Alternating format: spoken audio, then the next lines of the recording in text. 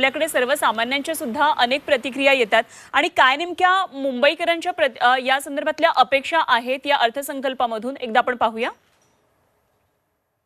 मोदी सरकारचा हा तिसरा अर्थसंकल्प आहे आणि याच कडून या अर्थसंकल्पामधून नेमक्या काय अपेक्षा आहेत हे जाणून घेण्यासाठी काही तरुण वर्ग आपल्या सोबत आहेत। आपण थेट त्यांच्याकडे जाऊया आणि जाणून घेऊया नेमक्या त्यांच्या अपेक्षा काय आहेत या अर्थसंकल्पामधून। या लाडकी बहीण योजनेचा लाभ महाराष्ट्रातील अनेक लोकांनी घेतला आणि या योजनेला खूप प्रतिसादी दिसतोय। आदरणीय नरेंद्रजी मोदी साहेबांनी ही हा जो कन्सेप्ट आहे हा पूर्ण देश पातळीवरती त्यांनी लागू केला पाहिजे।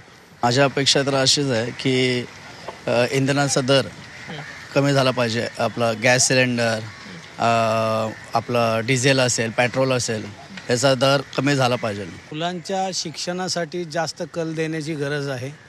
महाराष्ट्रामधील काही मुलं बाहेर परदेशी शिक्षणासाठी जातात, त्यांच्या शिष्यवृत्तीमध्ये वाढ होण्याची खूप गरज आहे। रेल्वेच्या बाबतीत तर जास्तीत जास्त प्रयत्न असा केला पाहिजे की जेणेकरून पाणी कुठे साचलं नाही पाहिजे।